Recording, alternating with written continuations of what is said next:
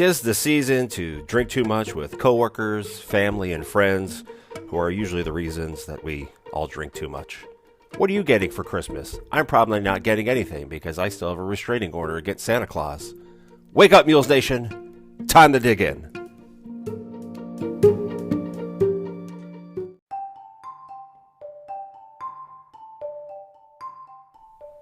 Happy holidays, Mules Nation. Welcome to the program. This is the Sports Mules. I'm your host, as always, because I'm the only one who works here, Eric Heiner.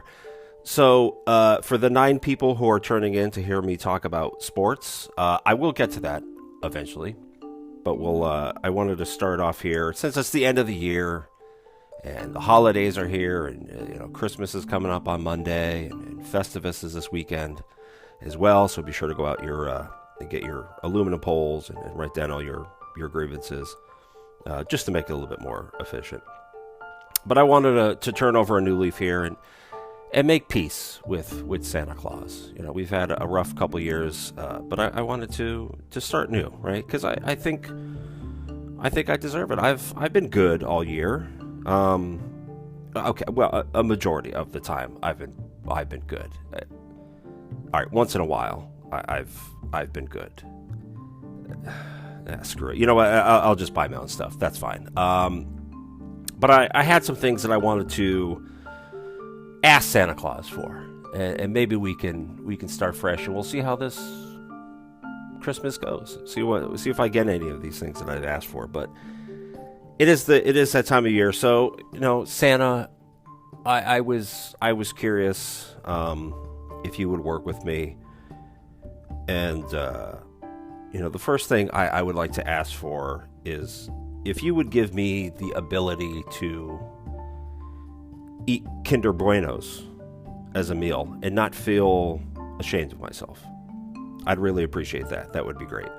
And not even the full-size ones. Like the little mini, the family share pack that you don't actually share with your family. I would like to eat that as a meal and not feel ashamed or be judged by others. I'd really appreciate that if you can help me out with that. I would love to have the ability to, maybe push people out of the way while I'm driving. That, especially those who get in the left lane and don't ever move over. They don't pass anybody. They're not doing it. They're just chilling in the left lane, right? I have the world's worst, well, maybe not the world's worst road rage. I'm not shooting anybody up out there. Wow, this episode's getting demonetized. But I just want to be able to push them out of the way. Either, the force or, a nice, bumper guard on the car and just shove them out of the way gently, just to remind them to just get the fuck out of my way. And speaking of road rage, I would also, if you could, as an addition to that, can you help me out with road rage as well? Because there's a majority of the time that I would like to get out of my car and old school Rocky IV, Drago versus Apollo, just, throw in the towel, whoop the shit out of some people. So if you can help me with that too, that would also be great. If you could help me stop having my phone autocorrect as much as it does, right? I have never used the word duck that many times in my life. So we all know what I'm saying. Just stop putting duck in there. You're not helping anybody, right? These are adult conversations. They get the point. They know what I'm talking about. I don't know how many ducking idiots these people know, but apparently my phone thinks there's a lot of them. And also, can you have Kennedy from OF just message me back? It'd be nice. I just have some questions. Just let me know, what do you want from me? What do you want me to do? But, if Kennedy from OF can message me back, that would be fantastic. So those are just a few things that I'm interested in to see what Santa will actually help me out with. Can we correct this great wrong that we've had with one another? And, repair this friendship. Come on, Santa. It's time. It's time. Let sleeping dogs lie. Let's go. Let's let truth have its day. So yeah, if you can help me with that, I'd really appreciate it. I mean, probably some of these things are some of the reasons that I don't have anybody, I don't have a girlfriend. Nobody wants to be my girlfriend, probably for some of these reasons, for some of the stuff that I've asked for to correct, right? I'm trying to be better. So help me be the best version of myself. That's what I really want. I mean, they're not the only reasons. I mean, there's other reasons why I'm single as too. If the toilet paper is on incorrectly, if I go to your place and the toilet paper is incorrectly, like where it goes under, I'm gonna fix it, right? There's a patent, right? The original patent, it goes over, right? It's facts. So I'll probably fix that. So that's one of the reasons I'm single. I have a lot of stuff in my apartment. Like, I don't have black mold or ghosts or anything like that. Well, maybe I have ghosts. I wish I had ghosts. If there's ghosts in here, like, I don't care that you're here. Just, like, put some laundry away. Put the dishes away. Like, why do I gotta do everything? But there is a lot of stuff in my apartment. I will randomly, like, scream sneeze. That seems to be, like, a dad thing. Or at least, like, as a male, as you get older, you when you sneeze, you don't just, like, achoo, God bless me. It's, like, all that rage and pain and hate you've had in your life that you, like, keep bottled up in a jar. Those are your moments. That's when it comes out, right? We don't cry. We don't go out and do all those things. It's just we let it all out when we sneeze, right? That's when that pain comes out. So I will randomly scream sneeze. And, probably one of the biggest reasons why I don't have really anybody in my life. There's no parking by me, right? There's no parking in Easton. It's a struggle every day. It's a struggle for me. So I can understand how that can be a massive turnoff to somebody. Be like, I really want to go over there. I really want to see this guy. I really want to hang out. And then you get downtown and you're like, this is ridiculous. This is nonsense. I'm out of here. I don't have time for this. So I get it. So a lot of reasons for me to be single. Parking, probably the number one.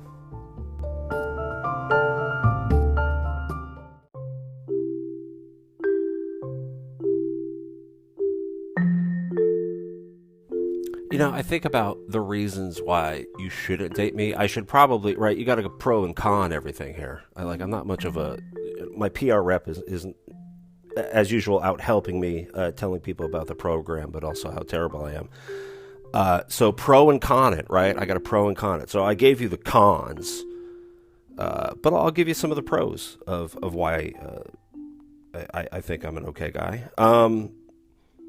You can eat in the car. Right? I don't mind if you eat in the car.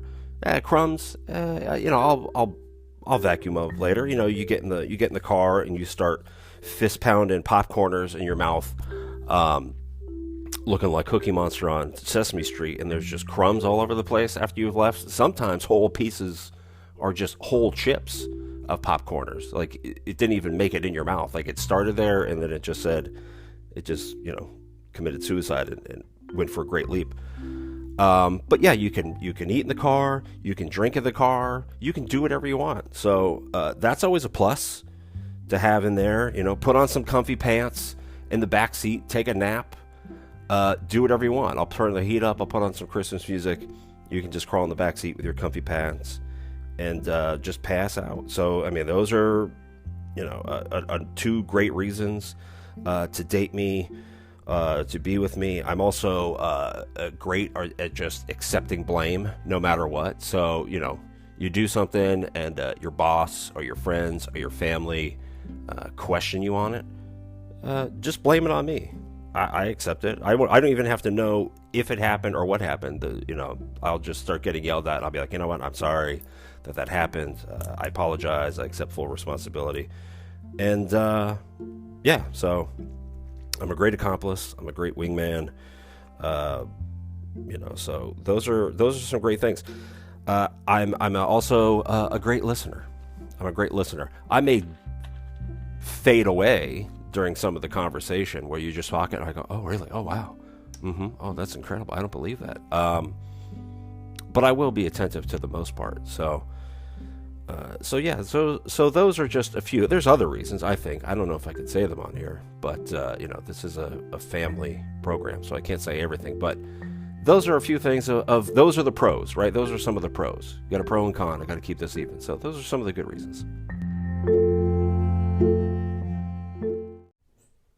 All right, so people who actually want to hear sports. So everybody else, thank you for making it as far as you did. I appreciate it. Hope you enjoy the rest of your day because you're probably tuning out now.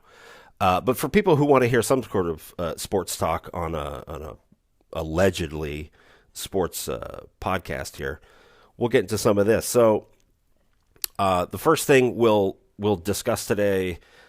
So this is everybody's cue to turn off if you don't want to hear it. This is your marker point. So the first thing we'll talk about today, though, is so this week, a lot of moves in the transfer portal for college football, but also yesterday, which used to be, well, there used to be two of them. Right? There used to be one early in the year, right? Around February was National Signing Day. That was the big day, right? All these kids get up there and they have all their hats laid out of where they're going to go to school, and they pull all these stupid. Back in the day, if you wanted somebody to go to prom, you said, "Hey, would you go to prom with me?" And they would say yes or no. Usually no in my case, but you got to ask anyway.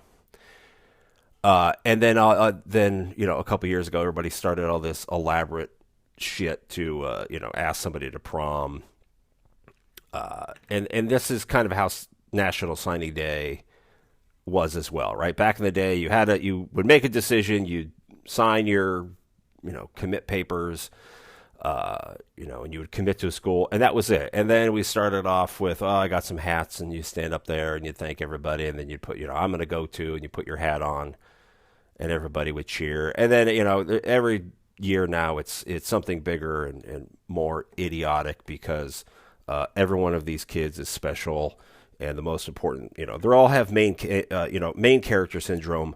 So everything has to be above and beyond just saying, I'm going to go to this school so I can then transfer the year after because there's a lot of good people here and they're bringing in better people. But National Signing Day used to be the day, right? That was the day when, everybody would commit. And then they had early signing.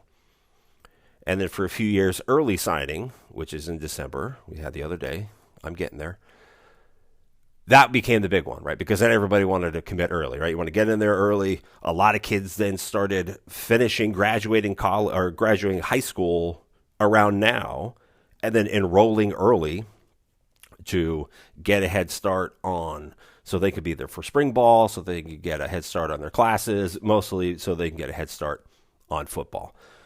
So then December became the big one. And then we get the transfer portal. And then the transfer portal basically becomes, college free agency. And all of a sudden the importance that went on the signing days has diminished because, yeah, we want to get 5-star recruits. Yeah, we want to get the best kids that we can get in here. But nowadays a lot of the focus has changed because you're like, well, we can get these kids and half of them are going to flake out and go somewhere else. A quarter of them are probably going to be busts. So let's focus on the transfer portal and essentially just bring in who we want now, and we can go from there, right? So, it's the same thing for the fifth year seniors, right? You see a lot of fifth year seniors now. It's the same process, right?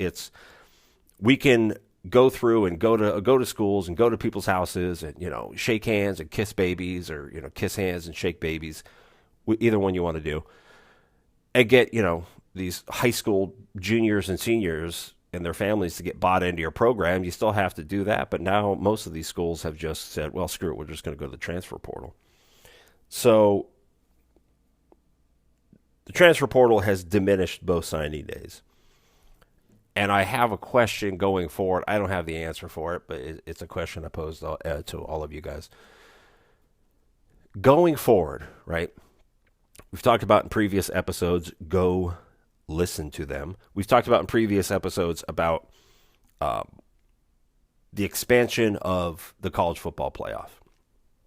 And once they go to these 12 teams, the playoffs are going to be starting around now. So in the middle of the transfer portal, in the middle of signing day, finishing off your college football season, regular season, as a staff.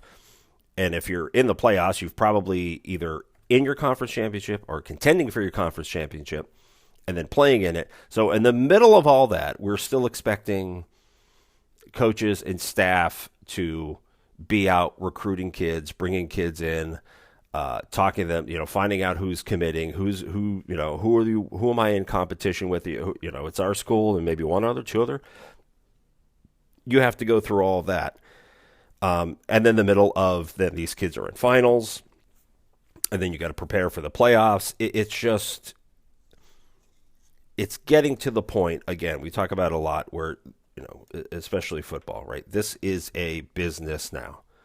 You can talk about, student athletes all we want. This is a business now, and we may touch on that later.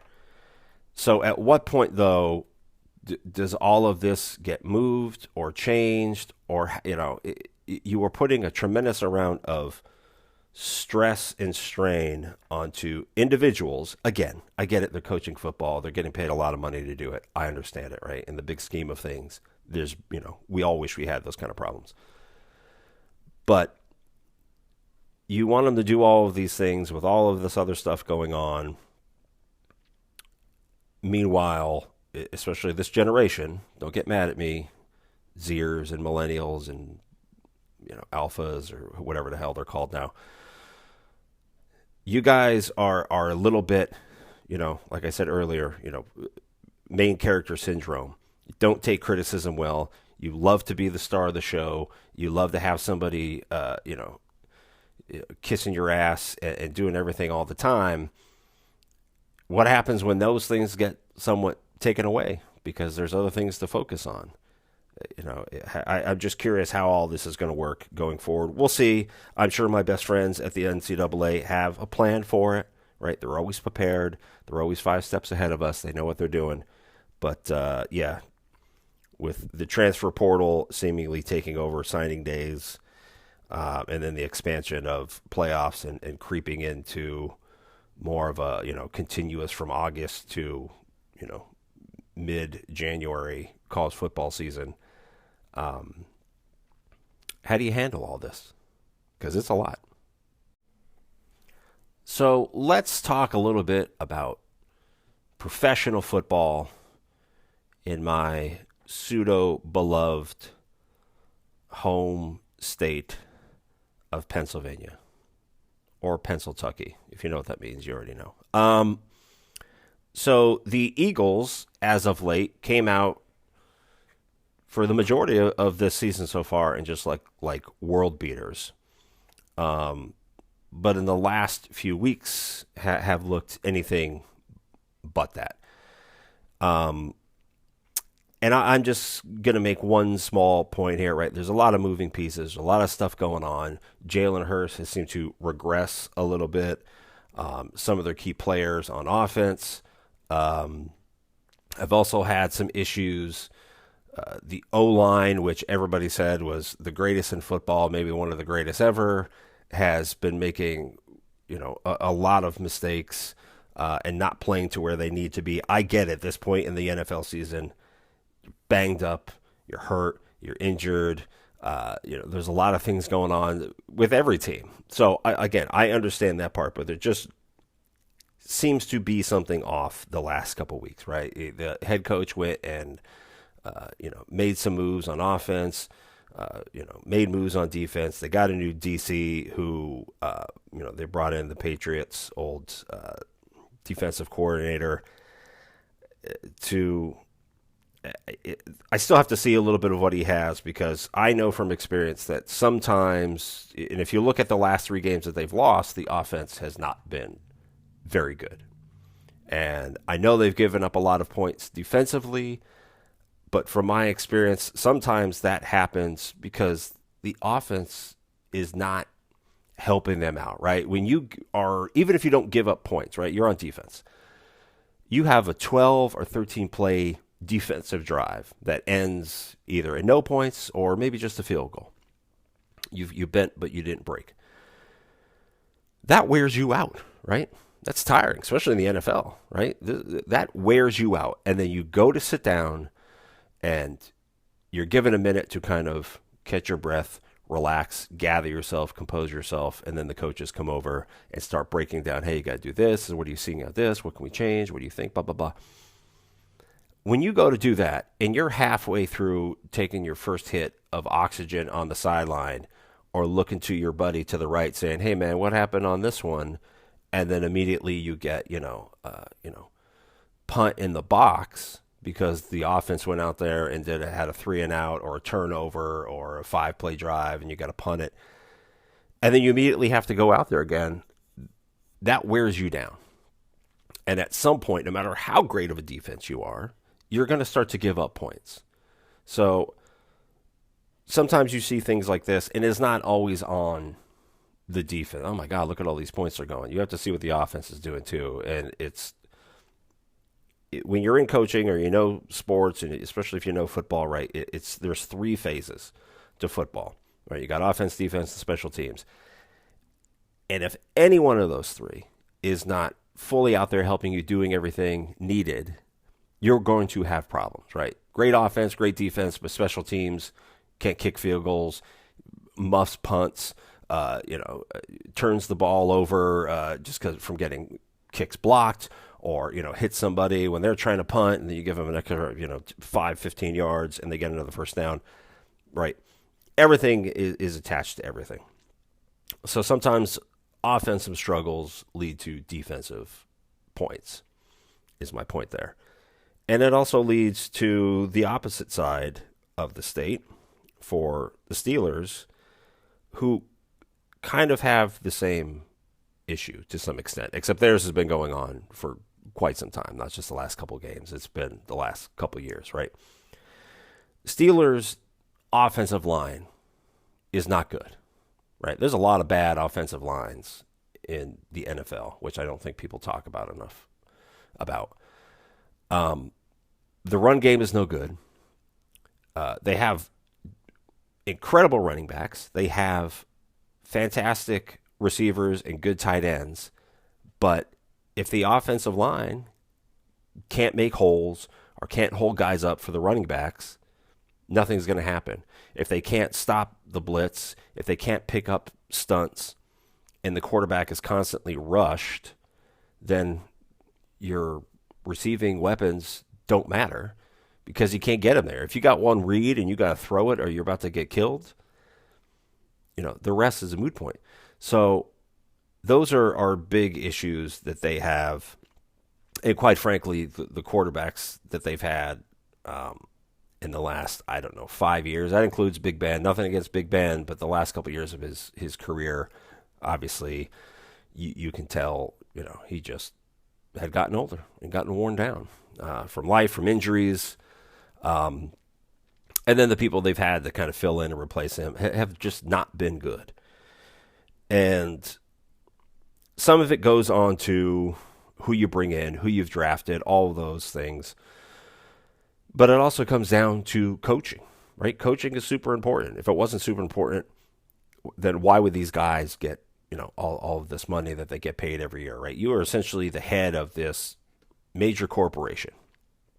If you're a professional sports manager, coach, whatever they want to call them. And Mike Tomlin in Pittsburgh, I know it's a very love-hate relationship between Steelers fans and Mike Tomlin. He is an incredible coach, right? He's an incredible leader of men. But that isn't always enough, right? You are only a leader if people follow you.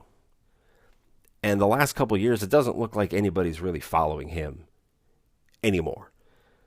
And it might be time to go, right? You can talk to a man to man, and be like, I'm going to give you the truth, and this is how things are. And, I'm not going to sugarcoat things, and this is what we need out of you. And again, right, this is the NFL. This is a business. But as I spoke earlier about transfer portal and signing day, this generation now, not everybody responds that way. And if your only leadership style is just be like, hey, man, I'm going to be super honest and open with you, that's great. For the ones that works best for, you're going to get the best out of them, right? Watt, that's what he responds to. and he does an outstanding job. A lot of the other guys, offensive line, clearly that is not how they respond. So it may be time to go, right? 17 years, they won a Super Bowl, they lost the Super Bowl, but the last Super Bowl they went to was 45. We're going to 58 this year. And in all of those years, how many times have the Steelers fell on their face at the end of the season to not secure a playoff spot or not secure the division or not secure home field advantage? And then when they do make it to the playoffs, how many times have been ousted in the first round or humiliated in a playoff game? I don't know, and I know everybody said, well, he's never had a losing record. Okay, great. Good on him. I'm glad that he's had a lot of mediocre years to be like, well, he finished 8-8, or, now that we have an odd schedule, he's finished 9-8 now. Good on him. But what did he do to make any of these teams better? How did he get them over the edge? He hasn't. I've never seen him do anything in his tenure there that took a good team and made them a better team, or took a good team and made them great. He's never done anything. He's never made moves. He's never made, it's just, I'm just super open and honest in my press conferences. I'm super open and honest, to my players and the staff. This is how I want things. Okay, good. You're a good person. Nobody's saying you're not a good person. Nobody's even saying that you're not a good coach. You just don't have what it takes to make people better or get the most out of them. And that's okay to say too. So, yeah, both ends of Pennsylvania are a little bit struggle bus at the moment. And we'll see if either of them can correct it. There's still time. So earlier this week, at a press conference for upcoming bowl games and also for transfer portal signing days, the current head coach, because who knows how much longer he'll be there, of the UCLA Bruins, Chip Kelly, was asked about, basically the state of college football now with realignment, since UCLA is leaving to go to the Big Ten. He was asked about it, and his thoughts and responses, I thought, now I'm not the world's biggest Chip Kelly fan, but I can appreciate open and honest answers and thought put behind something, regardless of who it comes from. And he basically, boiled it down to more football should be more like Notre Dame than Notre Dame should be joining a conference and like the rest of football. Because Notre Dame is independent in football, but they're in the ACC in all of their other sports, or the majority of their other sports. I mean, there's some outliers there, but they're in conferences for their other sports, basically. And his response and idea was essentially that's how football should be, right? You could still have the Pac-12 in all of the other sports. You just have football be its own entity. And to take essentially the Power 5, and I think he said some other more. Basically, it was like 64. I think he was just spitballing those numbers. But essentially, you take the Power 5 and maybe a few other schools, and you put them into their own division.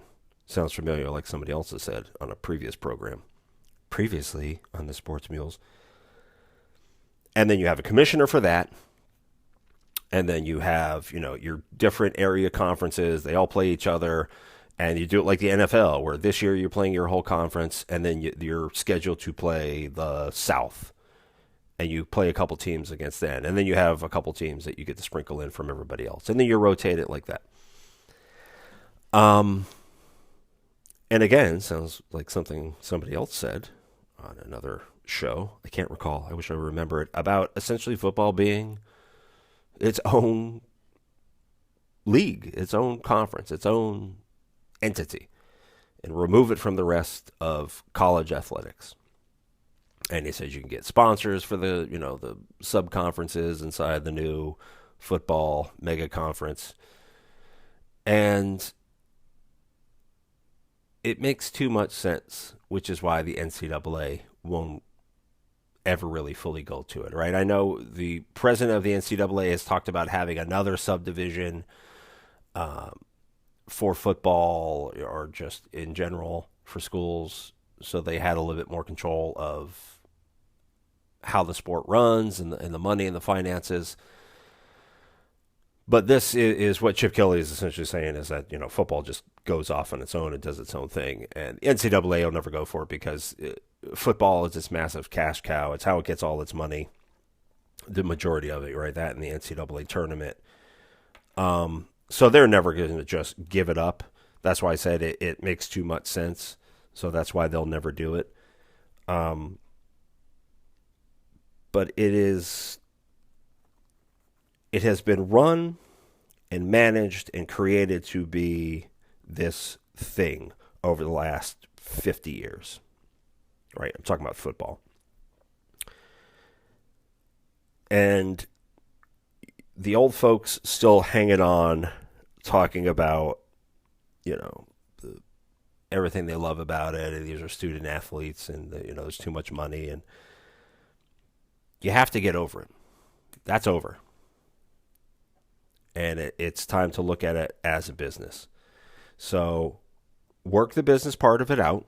Work the finances part of it out with the schools so that they can properly fund and maintain their other programs, that they're making money, that they can afford all the trainers they need and support staff, so that if they want to have revenue sharing with the players, they can do those things, and that the almighty, Dawn, at least they think they are, still gets their cut of the proceeds. So focus more on that, and then maybe we can finally get to a point where we could stop having all these other idiotic jackass conversations about student athletes and what they get paid and what they deserve and what they should do and all this other shit. Like, I think we're all just tired of it. So if it's a business, just make it a damn business already. And if it's student athletes and that's what you really want, then get rid of all this other shit and get rid of half of these bowl games and get rid of these massive sponsors and stop giving these people things and don't make video games and just give it all up and just go back to the old school way. But you won't, because there's too much money in it.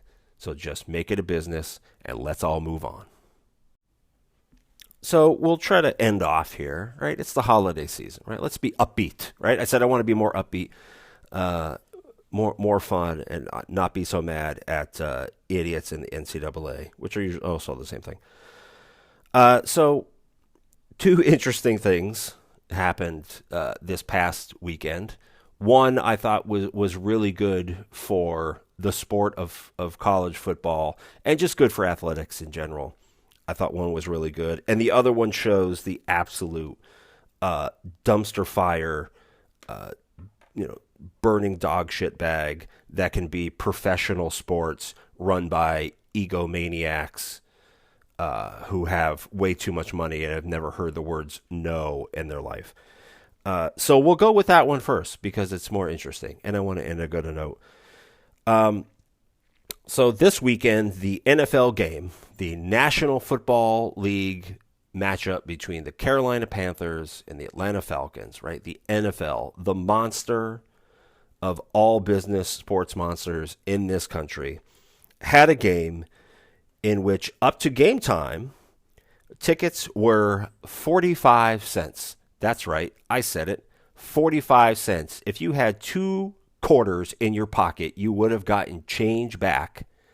Well, probably not because of tax, but 45 cents for a ticket. I think eventually most of them kind of went up to $4, but still, if you had a $5 on you,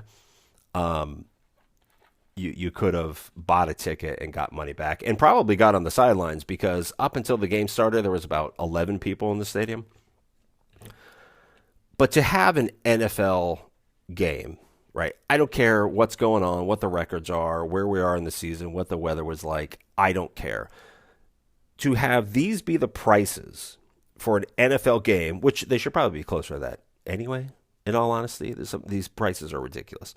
That's a whole other show. But to have the prices be this and have nobody at the games, mostly because the Panthers have created and put a product on the field that is so bad. It is so incomprehensible that a billionaire owner that's worth like $20 billion has mismanaged this franchise to the point that they are just firing coaches left and right mid-season with no plan, drafting the wrong people, making the wrong trades, wanting somebody, fucking up the trade, and then not getting who they wanted,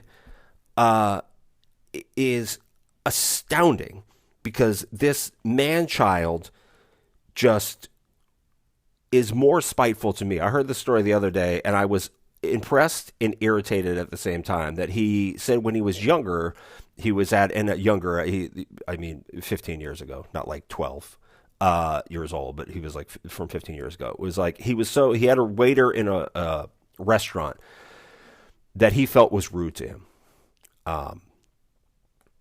And he was like, you know what? I wanted to buy the restaurant just so I could fire him. That's fucking spiteful. Like, that's spiteful. I'm impressed by it. I like that kind of thinking, but at the same time, that helps self-check me, because I go, God damn, man. Like, you're going to ruin somebody's life. Just maybe they're having a bad day, but like, you'll buy a restaurant just to fire them? Good Lord. But he has all this money. He's done all this. He's been successful in life, which makes him automatically think I should be successful in everything. And instead of being an owner who goes, hey, man, tell me what you need. I want to have a successful program. I want to have a great franchise here. What do we need? You know, I'll write the checks. I don't have a problem writing the checks, but what do we need? I'm going to hire the best people. I'm going to let the football people run football, and I'm just going to write checks and try to collect rings. That's what I'm here to do. You could be that owner, or you can be Jerry Jones. I'm fucking smarter than everybody else, and I know football and life better than everybody else, so everybody caves to my whim, and who the hell are you going to tell it to? Who tell no to? The fucking owner, the guy that writes the checks? Like, it's not going to happen. So, and if you have a bad player, or you have bad contracts, or you have bad coaches, or a bad GM, you can make those changes, right? If you're a fan, you can look and be like, I got to fire this guy. We got to move this guy up. Let's trade this guy away. Let's sign this guy. As a fan, you can hope for those things. When your owner is the problem, you're done. You're done. Like, unless the NFL tells the owner you can't be the owner anymore and you got to go, you're stuck with this guy. And even then, that takes forever. I mean, Dan Snyder, my God. Go read some of the stuff Dan Snyder did, right? Allegedly. I'll put that in there. But go read some of the stuff that he was doing, like, even against the owners. And it took them forever to finally get rid of him. So, yeah, just to see a franchise just mismanage this unbelievably is a shock. And to have 45-cent and $4 tickets going up to game time, and then still have nobody at the game, is just a shame, and it is a tragedy for these players and the support staff and the people who work at the arenas, right, at the stadium. Right, their livelihood, a lot of their livelihood is based on people coming to games and buying things. And if nobody's coming to games and nobody's buying anything, they're not making any money. And especially this time of year, it's never good any time, but especially isn't good this time of year. And I think that's one of those things owners never care about. Go look at the Oakland A's, soon to be Las Vegas A's owner, who doesn't seem to give two shits about anybody but his own bank account. So just got to do better. Just be better. And then to end on a positive note here, so this past weekend we had the D2 and D3 football national championship games. And we had two first-time winners. Harding Bisons for D2 beat, the mining school of Colorado. Actual name, go look it up. They won their first national championship at D2, and then at D3, Cortland overcame and beat North Central to win their first national championship as well. So congratulations to both of those schools and those programs and those kids and staff. Congratulations to them. What an incredible achievement. But I think it's a fantastic and much needed breath of fresh air and some new blood for college football in general, right? Mostly, and also in athletics, but really for college football, right? D3 has been basically run by three or four schools the last 25 years, right? Most of that's Mount Union. But the last 25 years, it's really been three or four schools that have dominated it, right? You're like, basically, these guys are in it. They're already in the playoffs. They're already going to have home field advantage for most of it. And it's going to come down to probably one of these four fighting another one of them to win the national championship. So Cortland comes in there, great season, dedicated themselves, come in there, get the win. Just a phenomenal job by everybody there. So congratulations to them, and kind of the same thing for Harding here. You know, they've built up their program the last couple of years. They've dedicated themselves, and get here and to win this is the same thing, right? D3 or D2 is a little bit more flexible as far as really who's kind of been powerhouses the last couple of years. But for these guys to come in and do this and achieve this, incredible for them and incredible for their program. But both of these wins, I think, is what these lower levels are at, right? FBS we can talk about all day, and FCS. But D2 and D3, this is where football is kind of at its purest, right? As far as college football. This is what all the old talking heads who get mad at the state of big-time college football now, D2 and D3 is still the roots of it, right? It's what it always was and kind of to some extent meant to be, right? It's about student athletes coming out here, competing at their highest level they can, meanwhile, still going, and trying to get 4.0s and be the best they can at their English lit exam on Monday, or their chem test they have on Thursday, whilst going to, weights and practices, and not really either not getting any scholarships, or not really getting a lot of money to attend the school. So because education's the most important thing for them. So to have this happen, I think it was a great weekend for that. It was a great weekend for football. I wish more people would talk about it. I'm excited about it, and we'll see. Hopefully all of this good attitude and good fortune continues forward.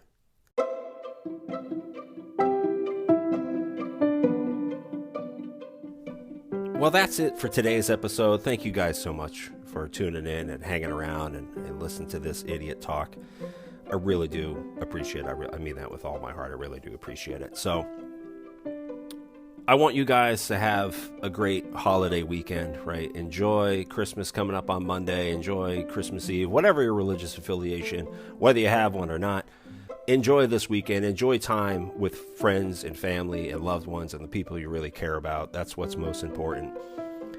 Don't stress out about the presents too much, or getting gifts, or did you get enough, or did you get this person this, or they wanted that. Don't worry about that. That's not what's most important at the end of the day, right? This is about the people you care about and spending time with them. And even if it's just sitting down for lunch one day and, having a salad or, pumpkin raviolis, whatever, and some coffee or a drink, and just sitting down and laughing and just enjoying each other's time and company. That's what this is all supposed to be about. So enjoy your weekend, air your grievances, have some fun. Merry Christmas to everybody. I'll talk to you next week. Dig in. Go Mules.